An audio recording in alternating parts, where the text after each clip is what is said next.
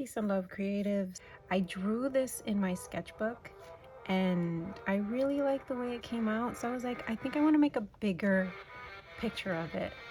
So here we are, and we're gonna make a bigger picture. So I already sketched it out. I'm going to try some of this gum, drawing gum, and I want to cover my character so that I can do the background. I don't know how it's gonna go, but we're gonna do it. And also, I'm using this tool that I got on Amazon, and I don't know how to use it, but it's supposed to be for this, and it's supposed to be easier to use than a paintbrush, and it won't ruin any of my paintbrushes, as I ruined already a paintbrush trying to use this. So I'm going to put this on, and then I'm going to paint the background. Now, usually I put this in a little container, but I have recently used the container that I use for it for my ink, so I need a new one. Give me a second. Okay, so I have a paint pan. I have a whole bunch. I bought like 100 on I want to say AliExpress, but I'm not 100% sure.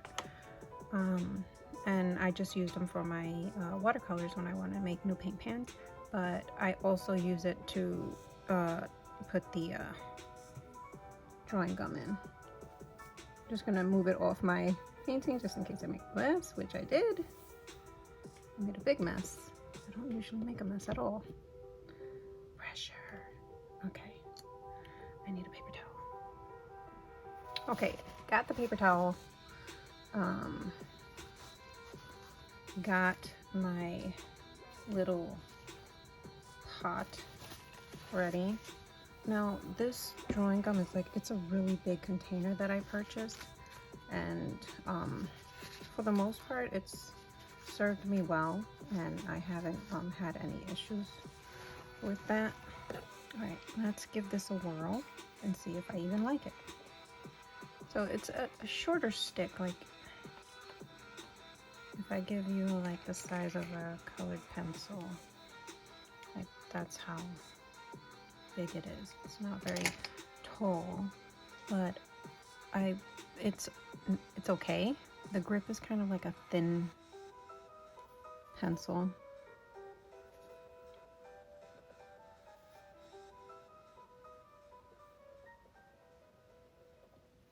Okay, I might need a deeper. There we go.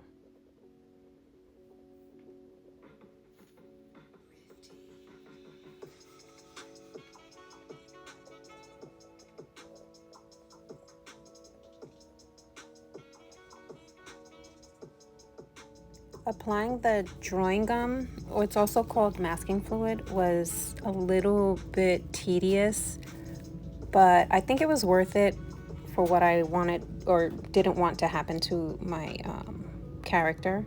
So it was definitely worth it, but putting it on took a long time.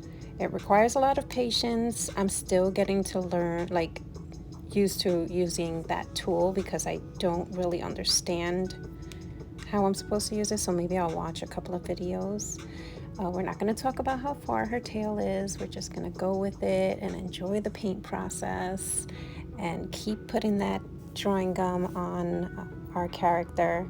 So what this basically does, if you're not familiar with drawing gum or masking fluid, it puts a protective barrier basically over anything that you don't want to get paint or water on. So you just put it on, kind of like glue. It's kind of like glue, but it comes off once you're done. And I'll show you that later. You have to wait until it completely dries before you start doing any artwork, because if you don't, you will regret it. So if you're going to do this, I suggest you do it early in the morning or in the day, or when you're not getting ready to paint. Get that part ready, do what you have to do, and then come back to it. that's what I ended up doing here. So I'm gonna let it dry and I'm gonna come back. Okay, so now it's all dry and ready to get painted on. I'm gonna bring out a couple of different size paintbrushes. Okay, so I think I want to use my core colors for this painting. I have some Winsor Newton, no, this isn't it. I thought I had a white, but I don't think I do. You know what, I do have some gouache that I can use for white because I do want to make it like a pinkish, probably kind of color. So I'm gonna go with, what is this? I'm gonna take some indigo. I'm gonna take some Payne's Gray. I'm gonna take some permanent alizarin crimson. I'm not gonna take that one. I might take phthalo blue. Maybe, let's see, what is this? Cadmium yellow. I think I have cadmium yellow. Hansa yellow light. And this one is Naples yellow. I think I'm gonna use the Hansa yellow light, but I think I might want to use the cadmium yellow. So I'm gonna keep that on the side too. I don't know what I want to use for my mermaid, but I'm gonna keep out the Viridian green. And then if I need any more colors, it'll just be on the side. I just have my palette here because I'm sure I'm going to be mixing some colors to get specific colors that I want. So we will play with that when we get to it. Right now, I kind of want to wet, I think I want to wet everything. You know, I'm just going to start from the horizon. I'm going to start up here and then work my way down here. So yeah, let's do that. Just going to put a nice ice. I bought this tape from Hobby Lobby and it's not sticky at all. Like, I get it, we don't want the sticky to be too sticky, but it's not sticky at all. Okay.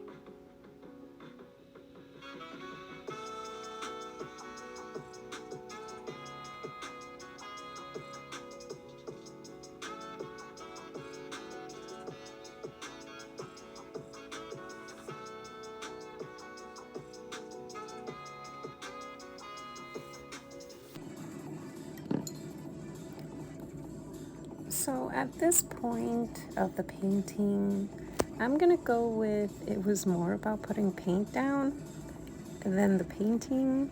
I was having a lot of fun with the core paints that I might have put extra paint on the paper just because. I mean, do you see the flow? It's just too good to stop doing. So yeah, kind of overworked the sky. I think it came out good in the end, but I end up just overworking it just to get some blooms and flow from the paint.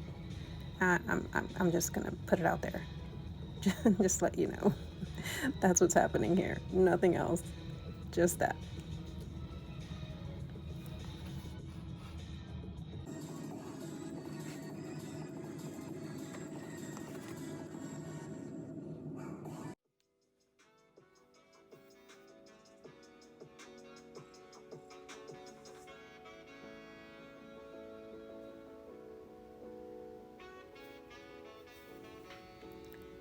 So I came into the sky area again and I wanted the sun to like glow, like have that glow effect. And I've been practicing, not very much, but you know, every chance that I can get, I practice.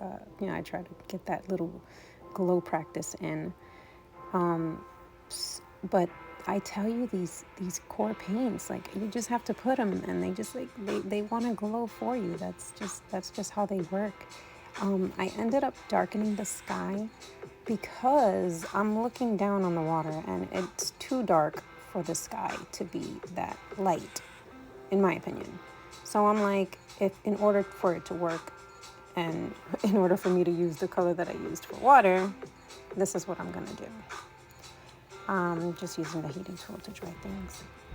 I actually have a tool. I actually picked this tool up in the Dollar Tree of all places. So, I mean, and it does the job without ripping up my paper. Well, the last time I used it anyway.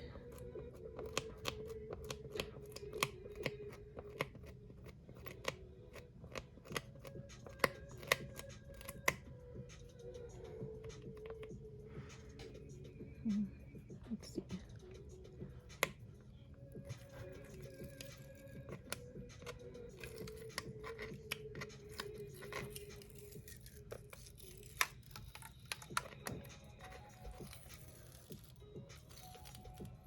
I figured I'd show you a little bit of the process of taking it off and then speed it up through the rest of the way, because this takes a while as well, but it's worth it.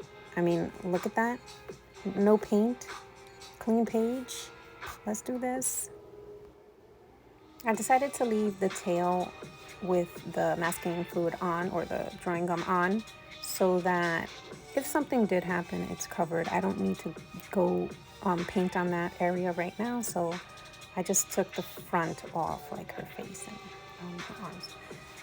So it's pretty simple and straightforward. I mixed a couple of colors together to get that skin color.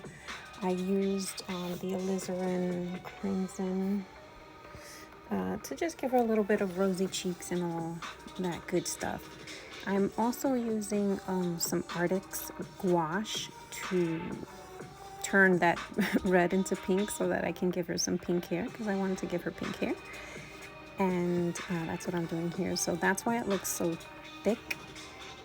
It's because there's white gouache in with the watercolor. I like the look. It came out really good.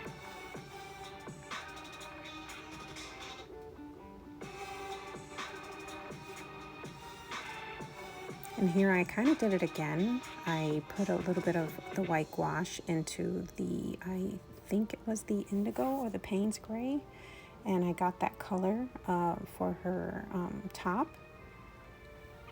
And here I am taking off the tail so that I can work on that while the rest of her face dries. And for the tail, it was pretty simple. I just went with that green, the Viridian green, and like I dotted it on instead of like painting it on. I dotted it on. With the fins, I kind of wanted to make it seem like the glow from the sun was hitting her tail. I hope I got that. I think it looks okay. This is all trial and error for me right now, and I think it came out really good. I try to go in with pencil, but it was still too wet to even try to do that. I don't even know why I did that, but impatience. You have to have patience, and sometimes I just want to. I want to finish. I want to see the finished product, and I don't want to wait for the water to dry, the paint to dry. What is this nonsense? Waiting for paint to dry. So here I'm just putting the ripples and the water texture into the background.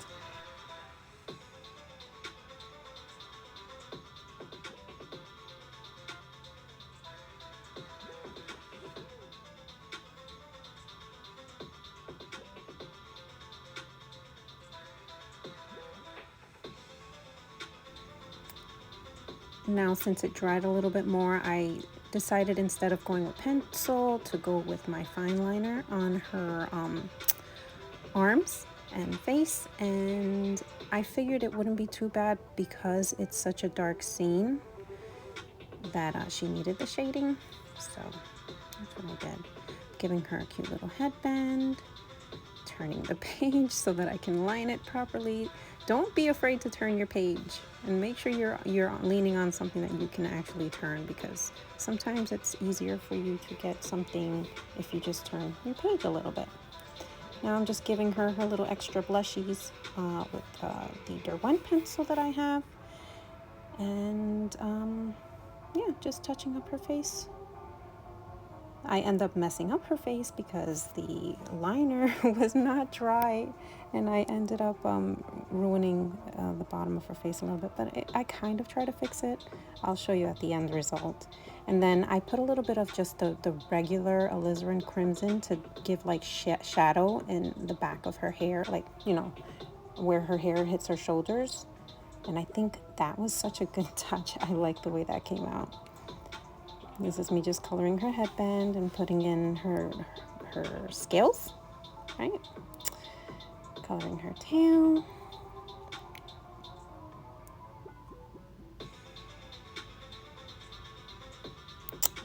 Here I'm just darkening her eyes, and this actually is the brush pen that I got from a Sketchbox. It came dried out, and I reached out to Sketchbox and they sent me a brand new one really fast.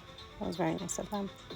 I'm just cleaning up my edge that unfortunately got ruined by the tape because it didn't stick down. And I'm just doing some final touches with the pencil, some Posca. And I even did a little bit more touching up after this, but I did not record it. So you'll see the final piece at the end.